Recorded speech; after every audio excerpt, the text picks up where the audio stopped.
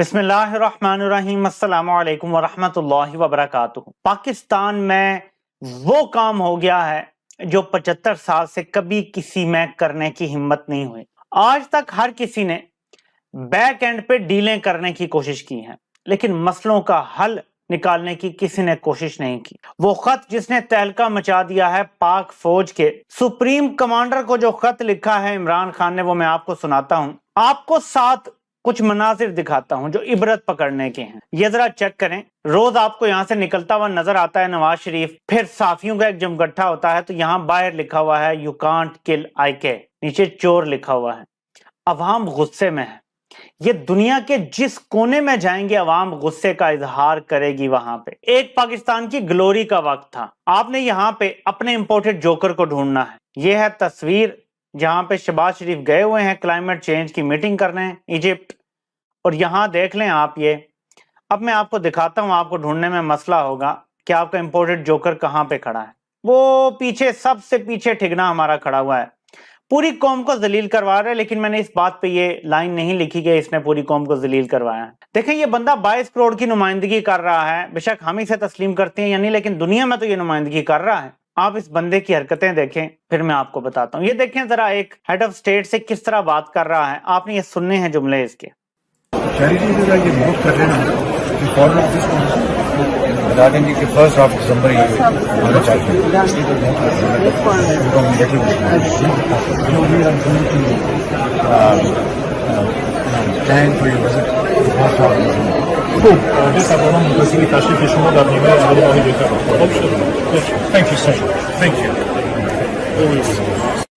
یہ اس کا پہلے تو ہاتھ پکڑتا ہے، اس بندے کو تنگ ڈال کے رکھ دیتا ہے، لیکن چلیں یہ کوئی بڑی بات نہیں ہے۔ اگر آپ کی فرینکنس ہے، ہمیں تو نہیں پتا ہو سکتا فرینک کیوں۔ یہ کھڑا ہوا ہے کالمی فورم پہ، وہاں پہ لیڈرز آئے ہیں، یہ غور کیجئے گا۔ وہاں یہ اردو میں اپنے سٹاف کو کہہ رہا ہے کہ یہ 1 دسمبر کو کہ 1 دسمبر کو آنا چاہتے ہیں تو ان کے لیے کریں آپ سارا کچھ۔ اس کا ہاتھ پکڑا ہوا ہے، وہ سامنے ہے، منہ دیکھ رہا ہے۔ اس کو بہت روڈ سمجھا جاتا ہے، اس کو ایٹیکیٹس کے خلاف سمجھا جاتا ہے کہ آپ کھڑے ہیں کسی بندے کے پاس جو آپ کی زبان نہیں سمجھتا، اور آپ اپنے گروہ کے ساتھ اپنی زبان میں بات کریں جو دوسرے کو سمجھ نہ آ رہی ہو۔ یہ اتنی ذلت امیز حرکت اس بندے نے کی ہے۔ میں تو یار ویسے سلام پیش کرتا ہوں ان ہینڈلرز کو جنہوں نے اس کو لا کے ہم پہ مسلط کیا۔ مطلب آپ کی اپنی بھی پھر شاید یہی لیول ہے جو آپ نے اس بندے کو ہم پہ مسلط کیا ہے۔ اب آتے ہیں سیریس بزنس کی طرف۔ یہ تو ہو گئی باتیں۔ ویسے آپ کو تھوڑا سا عظمت رفتہ کی جھلک بھی تھوڑی سی دکھا دوں کہ جب ہم تھوڑی سی عزت رکھا کرتے تھے اقوام عالم میں۔ یہ تصویر ہے، اور تصویریں یہ دیکھیں بولتی ہیں، بلکہ چیختی ہیں، چلاتی ہیں۔ جب عمران خان مرکز نگاہ ہوتے تھے، اب آپ نے یہ چیک کرنی ہے تصویر۔ یہاں آپ کو اپنا امپورٹڈ جوکر اپنے فون پہ نظر آ رہا ہے، اور باقی لیڈران ایک دوسرے سے بات کر رہے ہیں۔ اس کو کسی نے اس قابل بھی نہیں سمجھا کہ کوئی اس کی طرف مڑ کے دیکھے اور اس سے بات کر لے۔ تو یہ آپ فرق صاف دیکھ لیں تو آپ کو پتا چل جائے گا کہ کون سلیکٹڈ ہے اور کون الیکٹڈ تھا، اور کون اب دوبارہ الیکٹڈ ترین ہوگا۔ عوام کا لاڈلا بن کے آنے کے لیے تیار بیٹھا ہے، یہ اس کی جان کے در پہ اسی لیے ہیں۔ اور اب آتے ہیں اس لیٹر کی طرف، آلسو امپورٹنٹ لیٹر۔ ناظرین، اس لیٹر نے تھرتھلی مچا دی ہے، کھلبلی مچا دی ہے۔ یاد رکھیں کہ پاکستان میں جو لوگ کنٹرول میں ہیں وہ پاکستان میں کچھ نہیں ہونے دیں گے، لیکن یہ لیٹر میڈیا کی زینت بنے گا، سوشل میڈیا کی زینت بنے گا، یہاں تک کہ عالمی میڈیا کی زینت بنے گا۔ یہی وہ دباؤ ہے جو آئین شکنوں کو آئین کے دائرے میں لائے گا۔ جب کسی کے پاس طاقت ہوتی ہے، بندوق ہوتی ہے، تو وہ کسی کی نہیں مانتا، کیونکہ اس کے پاس آخری حربہ یہ ہوتا ہے کہ وہ بندوق کا استعمال کرتا ہے، اور اسی لیے ملک میں 4 بار مارشل لاء لگے ہیں۔ یہ لیٹر پڑھتے ہیں کہ عمران خان نے کیا کہا ہے، آپ کے سامنے میں پوائنٹرز رکھتا ہوں۔ ڈیئر پریزیڈنٹ صاحب، جب سے میری حکومت ریموو ہوئی ہے اور لوگ کھڑے ہونا شروع ہوئے ہیں میری حقیقی آزادی کی کال کے لیے، ہمیں سامنا کرنا پڑا ہے ایک بڑے سکیل پہ جھوٹے مقدموں کا، جھوٹے الزامات کا، ہراسمنٹ کا، اریسٹ کا، کسٹوڈیل ٹارچر کا۔ انٹیریئر منسٹر نے بار بار مجھے جان سے مارنے کی دھمکیاں دی، مجھے اطلاع ملی کہ مجھے قتل کرنے کی ایک سازش ہو رہی ہے، اور ایک پلان بنایا گیا جس میں شہباز شریف، انٹیریئر منسٹر رانا ثناء اللہ اور میجر جنرل فیصل جو ڈی جی سی ہیں ISI کے۔ The plot was operationalized earlier this week، اور اللہ نے مجھے بچایا اس قتل کی ایک کوشش سے۔ اس کے بعد عمران خان لکھتے ہیں however میں اپیل کرتا ہوں آج آپ سے کہ as a head of state, اور آپ سپریم کمانڈر ہیں آرمڈ فورسز کے، آرٹیکل 243(2) کے تحت، اور ہمارا کانسٹیٹیوشن یہ کہتا ہے کہ آپ نوٹ کریں ان ساری چیزوں پہ جو سیریس رانگ ڈوئنگز ہو رہی ہیں، جو انڈرمائن کر رہی ہیں پاکستان کی نیشنل سیکیورٹی کو، and to institute an inquiry under your leadership to identify the guilty and hold them accountable. A breach of the Official Secret Act، ایک Official Secret Act ہوتا ہے، اس کی بریچ ہوئی ہے۔ میری وہ بات جو army chief, D G I S I اور میرے درمیان سیکیور لائن پہ تھی وہ لیک کی گئی، تو پتہ کریں کہ وہ کون ہے جو یہ ریکارڈنگ کرتا ہے، کیونکہ یہ نیشنل سیکیورٹی کا مسئلہ ہے ہائیسٹ لیول پہ۔ تو یہ کس نے کیا؟ نمبر 2، وہ کہتے ہیں کہ جو ایشو تھا سائفر کا، اس میں ایمبیسڈر نے وہی بات لکھ کے کوٹ ان کوٹ بھیجی جو امریکہ نے اس کو دھمکی دی وہاں بیٹھ کے۔ نیشنل سیکیورٹی کمیٹی کی میٹنگ نے اس کی کہا کہ یہ ایک مداخلت ہے، ڈیمارش کیا گیا۔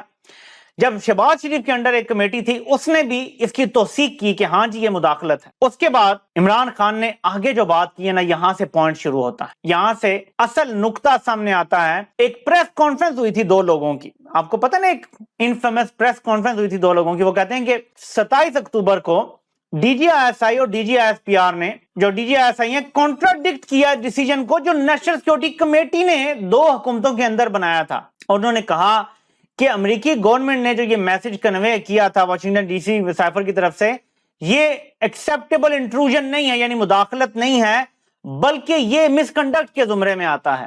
یہ سوال کا جواب ہمیں چاہیے، 2 ملٹری کے بیوروکریٹ کس طرح پبلکلی یعنی عوام میں آ کے کانٹراڈکٹ کر سکتے ہیں نیشنل سیکیورٹی کمیٹی کی جو فیصلہ ہے اس کو؟ اس سے ایک اور سوال پیدا ہوتا ہے کہ جو ملٹری کے بیوروکریٹس ہیں، یہ جان بوجھ کے جھوٹا بیانیہ کیوں بنا رہے ہیں؟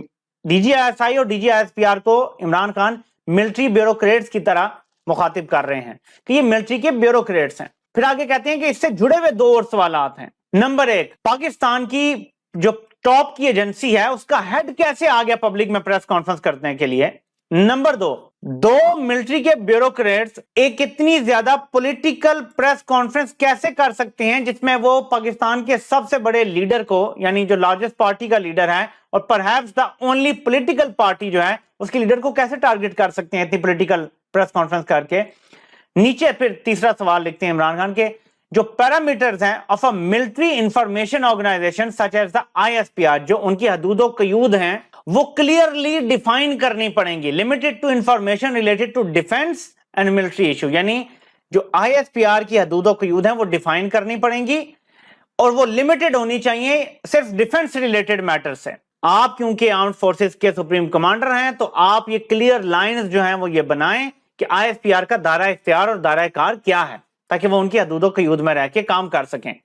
آگے لکھتے ہیں، Mister President, you are the head of the Islamic Republic of Pakistan and you must protect its democracy and its institution، یعنی آپ ہیڈ ہیں، آپ اس کی جمہوریت کو اور اس کے اداروں کو بچائیں۔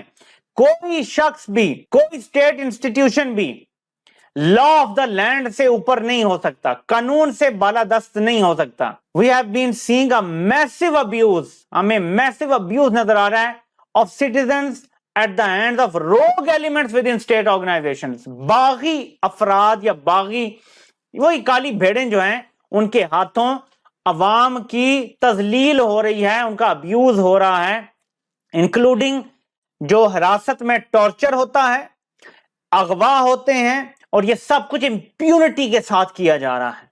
اس کے بعد لکھتے ہیں عمران خان کہ آپ یہ آفس ہولڈ کرتے ہیں اسٹیٹ کا، اور میں آپ سے ریکویسٹ کرتا ہوں کہ اس ابیوز آف پاور کو سٹاپ کروائیں، اور یہ جو وائلیشنز ہو رہی ہیں ہمارے لا کی، ہمارے آئین کی، اس کو بھی آپ سٹاپ کروائیں، اور ہمارے فنڈامنٹل رائٹس جو ہیں آئین کے مطابق جو ہر شہری کو ملتے ہیں اس کو پروٹیکٹ کریں۔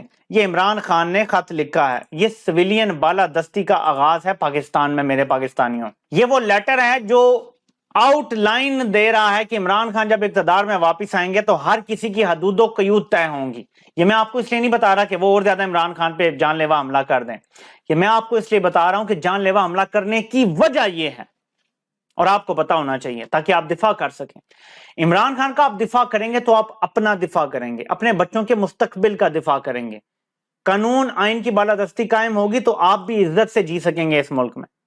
میں اس لیے آپ کو بتا رہا ہوں کہ یہ سارا کچھ جو کیا جا رہا ہے وہ اسی سے بچنے کے لیے کیا جا رہا ہے کہ عمران خان ताकतवर अनटचेबल्स को कानून के नीचे लाना चाहते हैं। मैंने एक वीडियो बनाई थी और मुझे एक एंकर है, उन्होंने भेजा था, लिंक भेजा था कि ये इमरान खान ने शेयर की है किसी के साथ, मेरी वीडियो थी, उसमें यही बात मैंने की थी कि इमरान खान जब कहते हैं ना कि यहाँ पे कुछ ताकतवर लोग कानून से ऊपर हैं, तो इमरान खान की असल बात इन्हीं लोगों की होती है जो असल में कानून से ऊपर हैं। देखें, सियासतदान भी कभी ना कभी जेल में चला जाता है, सियासतदान पे मुकदमे बन जाते हैं, ब्यूरोक्रेट पे बन जाते हैं, ब्यूरोक्रेट भी जेल में जाते हैं, हर बंदा जाता है, सिवाय इन कानून से ऊपर 12-10 लोगों के।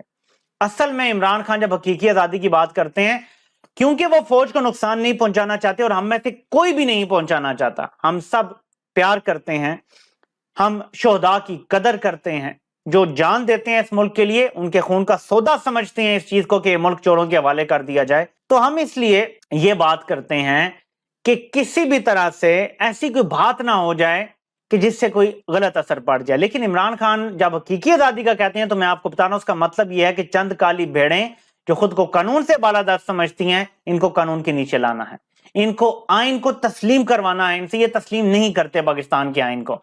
ये 1973 का आइन हो या जितनी तरमीम हो, ये उसको तस्लीम नहीं करते, ये करवाना है और यही सारी जंग है। तैयार हो जाएं, इस जंग में बहुत कुर्बानियां देनी पड़ेंगी अभी, क्योंकि ये खामोशी से जाएंगे नहीं। आपसे इंशाल्लाह फिर मुलाकात होती है। अल्लाह पाक आप सबका हामी और नासिर हो। आप सबके सुनने का बहुत बहुत शुक्रिया।